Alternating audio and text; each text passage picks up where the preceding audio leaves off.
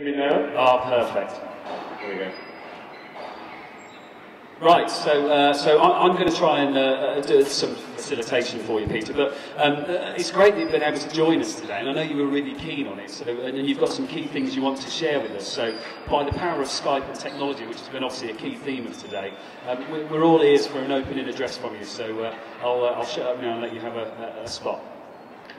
Thanks very much, Harry, and hi everybody. Sorry I can't be with you in Manchester. It's always much better to do these things more face-to-face, as it were. But as Perry said, and he's a tech expert, I mean, we've tried to do the best we can with video conferencing and Skype, so hopefully this will work and that you can hear me all right.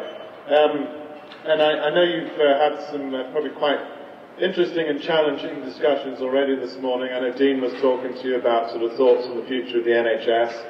The kind of topics and themes which I was going to talk to was perhaps beginning with what you can see behind me, the fact that this is our 100th anniversary as the CIPD, which is really quite extraordinary. We began as the Welfare Workers Association, and it was started with a few keen individuals in the Roundtree factory in York, and the welfare workers were, kind of what the name implies, they were principally what we would today think of as occupational psychologists, as people really looking after the physical and mental well-being of people at work. And of course that topic is still very resonant with us today. There's a lot of interest in how we do a better job in looking after the people at work from every aspect, from their physical as well as their emotional and mental well-being. So whether it's talking about topics like engagement or whether it's talking about topics like stress and so forth, these continue to resonate 100 years later, albeit with different technologies and different ideas. But we're also at an extraordinary, what I see as inflection point, both in our profession as HR, but also more broadly in the nature of work, the nature of the workforce, which is continues to change, and we get more and more diversity and new generations coming into the workforce and so on. And even in the nature of the workplace itself, and how the workplace is evolving, and the nature of jobs that we do. And I think it's always interesting in the context of your world, of the health practitioners and healthcare world, that we're starting to see all sorts of things like remote surgery and clever robotics and technology influencing at the very front edge, the very leading edge of healthcare. And that sort of trend can only continue. So of course it brings then to mind of trying to understand those trends and what does that mean for us as HR practitioners and professionals. So I always paint that vision as something which is, to me, extremely compelling and exciting. It makes, therefore, what I believe is an agenda for HR professionals. It's never been a more interesting time or more important time. But we, of course, also have some very real challenges today. It's not always just about imagining the future. We've got many things that we have to deal with today. Whether it be the nature of corporate cultures and some of the challenges around ethics and leadership, which, of course, are very important in the world of the health service, but are much broader. I mean, whether it's in the banks or the media or sport or politicians or whatever, there's a lot of debate now right across the spectrum on how do we create the right sorts of corporate cultures with the right sorts of values and re-establish trust.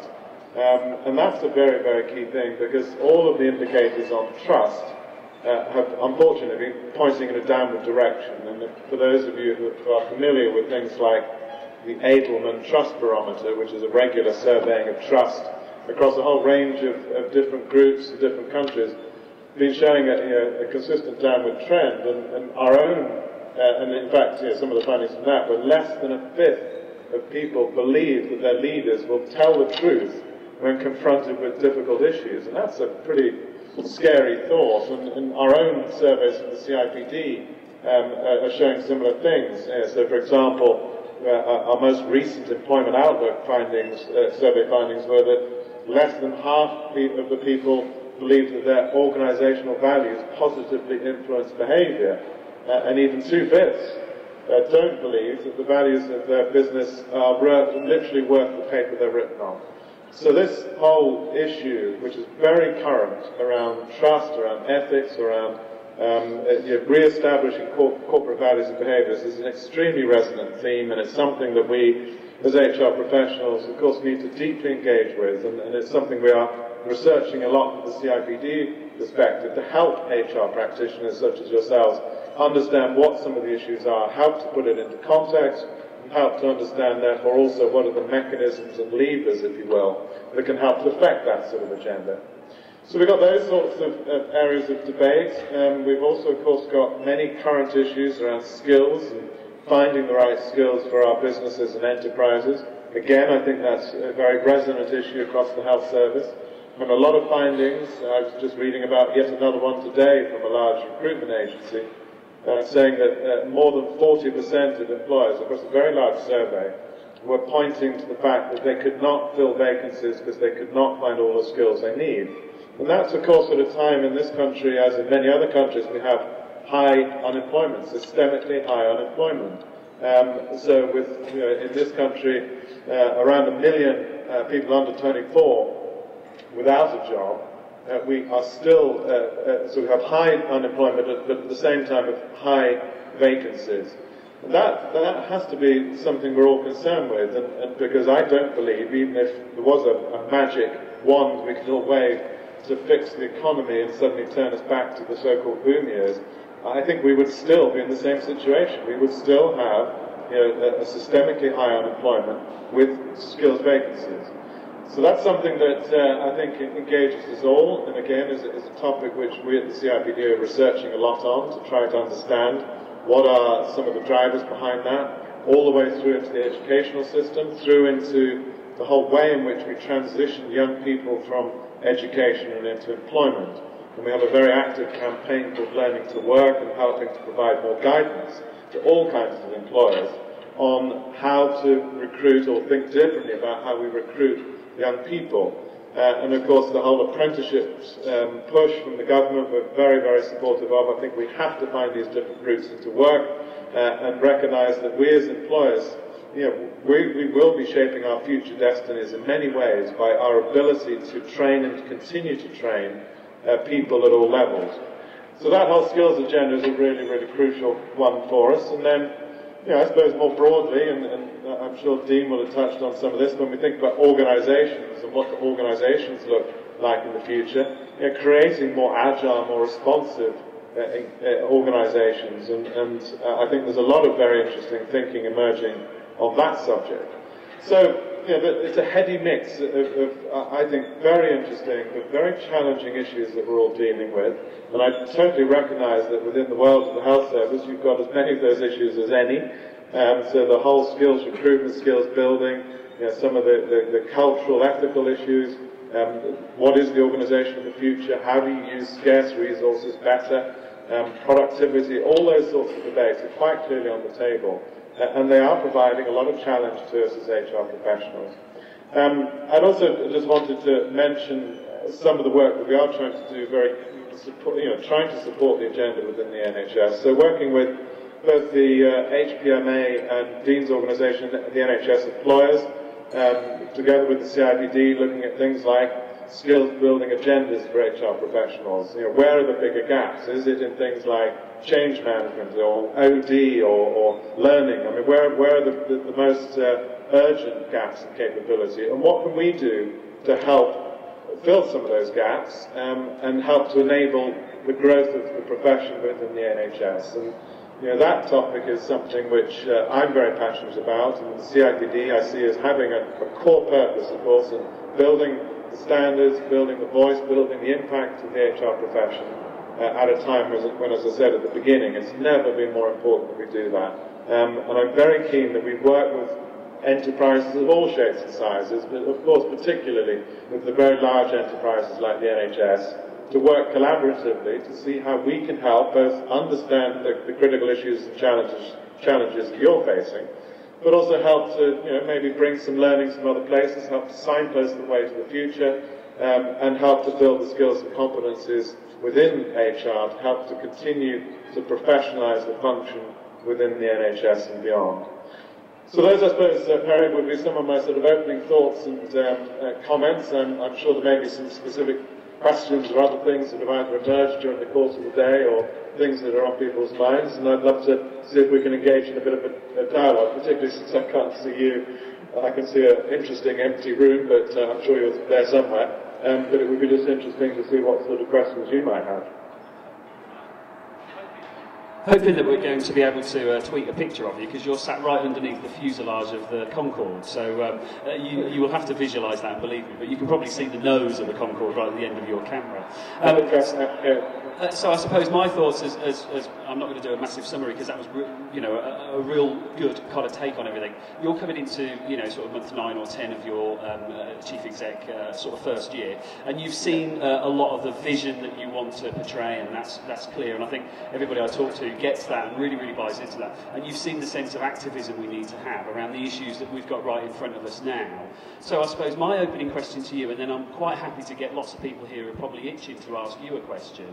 So my opening one, just to kick us off, is what do you want from people like us in this room? What's going to help you carry on that sort of visionary thing, help make sure the activism's in the right place for us? Because let's just say in the past a few people have thrown stones and said, what does the CIPD ever do for me? So I'd like to start with, what do you want from people like us in this room? Yeah, no, a great question, Harry, and you're right. I mean, I've gone out and talked to a lot of people, a lot of organisations, lots of membership groups and so on. And yes, I mean, I would describe the conversation as kind of bookended. It usually starts with, we have a lot of loyalty to the CIPD, we've gone through our training with them in the past or whatever, had some connections.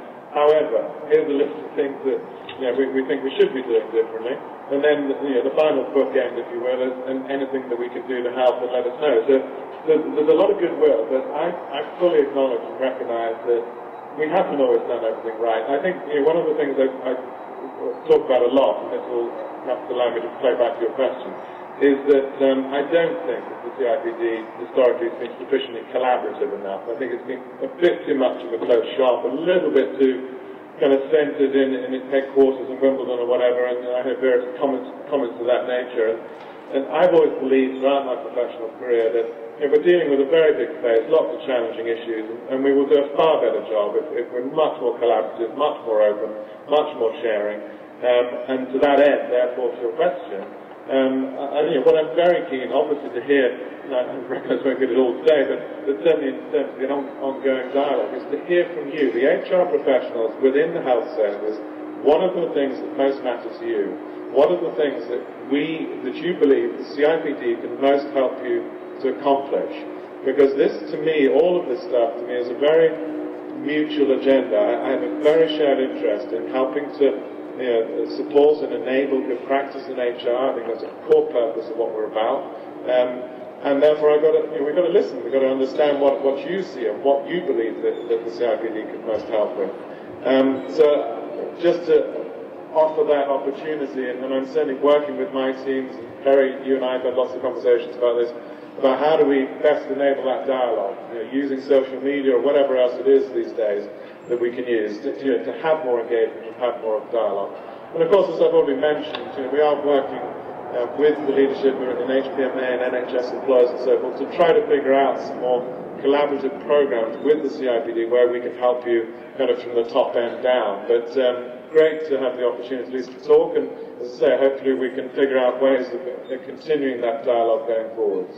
Okay, thanks, Peter. So, I mean, there is a shout out there for Peter, which is he does want you to help him shape that agenda. So, I'm going to walk around now. You can't see this, Peter, of course, but I'm standing almost in front of you. So, I've got the mic in front of me. So, if anybody's got a question they want to ask in support of what Peter's talking about, to challenge an issue on there, we've got one right at the back. So, as I'm walking, I'll fill in. But what would be really helpful if you've got your question is just say who you are, so Peter gets that sort of humanity behind it. And actually, can I ask you to do another thing? Just tell me what you enjoy most about working in HR as part of your beginning gambit. So it's like, this would be like, I'm Perry and I just love it. That would be mine. So here's our first question. Thank you.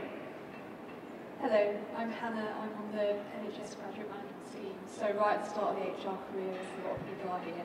And what I like about HR, I like being nosy when you do investigations, I'll be honest. That's in everyone's business. There's quite a lot of us here who are right near the start of our careers and studying our CIPD qualifications at the moment, so we get a lot of ideas from all of that. But often, because we're in more junior roles, it can feel a bit hard in such a big organisation to always bring in new ideas and be the one to make a difference. So what advice would you have for us in how to do that and sort of bring what we learn from our CIPD courses into real life when we're sort of right at the start? Hi Hannah, great question, and I love the way you ask it too. I think absolutely you should feel able to contribute your thoughts and ideas, and there are various ways that you can do that. First of all is you just go, you get involved, you challenge your managers and so forth, and say, look, I've got some ideas and I want to contribute. I'm also a huge fan of the idea of what I call, or what many people call, reverse mentoring. Your generation is coming into the workforce. You've experienced many different things, and not least the whole growth of technology. You're far, in terms of things that you can bring to my generation, to people who have been around perhaps the HR world much longer. One of the critical things that you can bring is a better understanding of technology, of social media, of how to engage with young people, and to, in the context you're describing, to help shape and inspire your generation to contribute as much as possible and to grow your careers and professional careers in HR. And I say that to everybody. I say we should be listening to your generation. We should create the opportunity through formal channels to do that, such as, this idea of reverse mentoring. And just to perhaps explain a little bit more what I mean by that. We were all familiar with the idea of mentoring. So, I as an older or more senior guy, whatever, will mentor the more junior people, and I think that's a hugely important role in any leadership position at any level. But the reverse mentoring idea is, I've got she's in her mid-20s, a person inside the CIPD who's starting to mentor me, and specifically on the ideas of what's going on with social media. How do I engage with it better? How do I use it to communicate? And how do I use a touch point, such as you represent within the HR function, to really understand what's happening on the ground, what are your interests, what are your concerns, and creating, as I said, that more formal connection. So I would encourage all of the above, not just to you, but to the rest of the audience. As I said, I admire your passion and interest, and it's vital we listen to you, because if nothing else, if we don't, then I'm sure you won't be there for very long, and you go somewhere where people will listen, because you have a great deal to contribute. Thanks, Peter. That is a great question. So I think what I'm experiencing there is that in order to have some influence, maybe you need to give something first, which is a little bit of a trade-off. So you could go to your senior and say, I can give you something, but I want something back, which is space to innovate and you to believe and trust me. So that's a great response. Right, I've got this mic, so anybody else who wants to... Oh, great, right in front of me, so thank you. I thought I'd save your legs and walk in there. My name's Libby Sedgley, and I'm the Health and Wellbeing Lead for the soon-defunct NHS Northwest. And what we've been talking a lot about today is staff engagement. I think that's something that we'll want to carry on looking at. But particularly within that, I think we need to start looking about advocacy and how we make our staff proud of the organisations that we work in. And we talked about engagement kind of in its broadest sense here. But how do we make our staff more proud of us? Yeah, no, it's a great question. And pride is so important, and if you look at an organisation like the NHS, it's astonishing how much pride there is collectively. Everybody talks about keeping no politician dare interfere with the NHS structurally and all that stuff. As a nation, we're proud of the NHS. We're proud of what it represents and we're proud of what it's accomplished. But I think you also, of course, touch on a very key point. That pride is not all where it needs to be at the moment, and there have been challenges to that. I suppose what I'd respond is when we look at engagement is a hugely important topic. I'm a big fan of a guy called Dan Pink, and I'd recommend you read his book. It's called Drive All the Surprising Truth About What Motivates Us, and we're about to roll out actually a series of kind of workshops on this material. But Dan is a behavioral psychologist. He's looked at engagement from a if you will, a kind of psychological understanding based on all the years of research on what motivates people and so on. And he comes down to three things. And the first is the notion of purpose, which I think relates to this point of pride that you're making. So the first is that I will engage if I understand the purpose of the enterprise. I can understand, therefore, from the broader purpose of the enterprise what my role in it is, and therefore how my objectives and goals and so forth align to that broader purpose. Now, in the context of the health service, that purpose should be self-evident. In the context of, say, banks, which I've been talking to on the same subject, honestly, you'd have to say, if you look at many of the banks today, you'd say, well, what is their purpose? Is their purpose just to enrich their employees, i.e. have they lost sight of what their real purpose is? And people like the new chief executive of Barclays, Anthony Jenkins, has called this very point out. He said, if I want to engage and motivate my people differently, then I'm going to start with this notion of purpose. So as I said, when one comes to this idea of pride, I think it is very linked to the notion of purpose. And if we need to re-express that through the health service and embed that thinking much more down through the ranks of the organisation, then that's part of what we have to do. And I think sadly there have been instances where you kind of wonder whether we have lost sight of the real purpose, caring for people in the health service, and got rather too consumed by specific metrics. And I know that's a very widespread debate. Just to complete the thought on Dan, so the purpose is the first. The second is this notion of mastery, which is that everybody wants to improve, and I will be much more engaged with you as my manager or the NHS as an organisation if I can understand how you're helping me to do my job better. Through training, through good feedback, good performance management and so forth. And that's a very fundamental human need that translates into very specific processes that we don't always get right in organisations, but helping people to do their job better.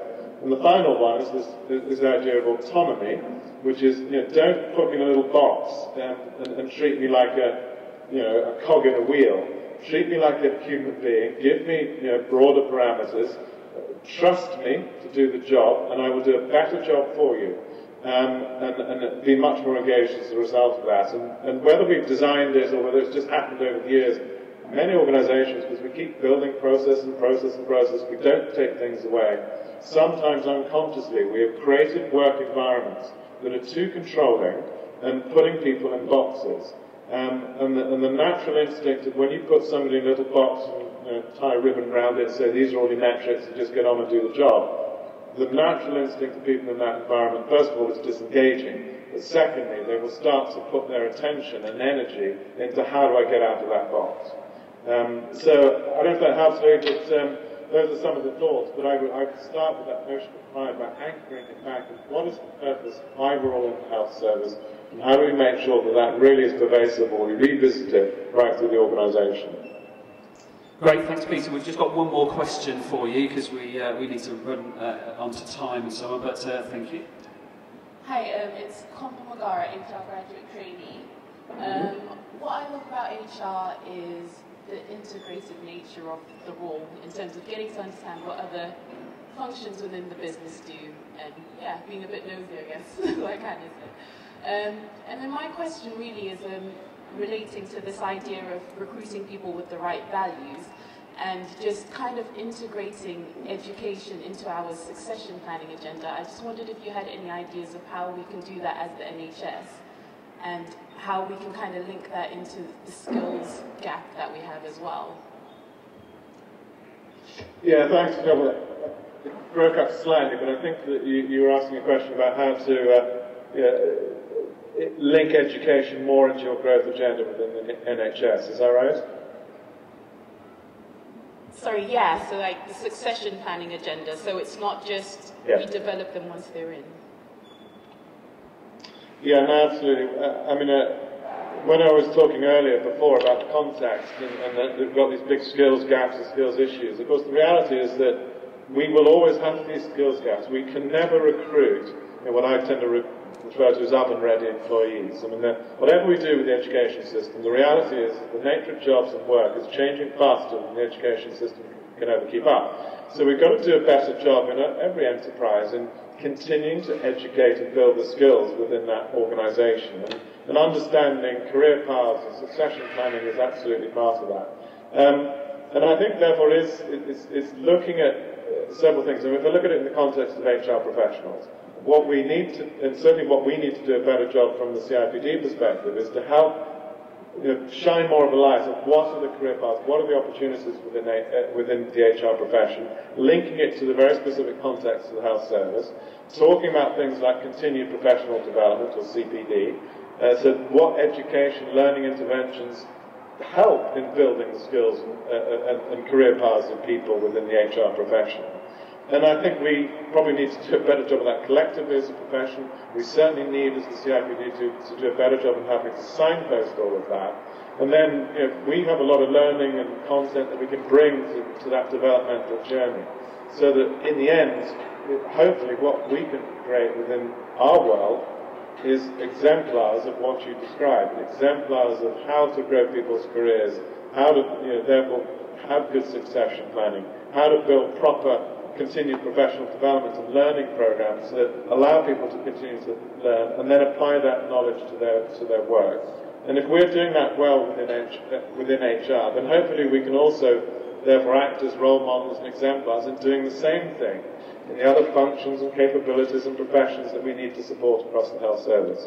But as I said, I think it all starts, your question stems from a need that we have which is greater today than it's ever been because of the changing nature of work and the skills gaps that I pointed to, that we do this stuff better.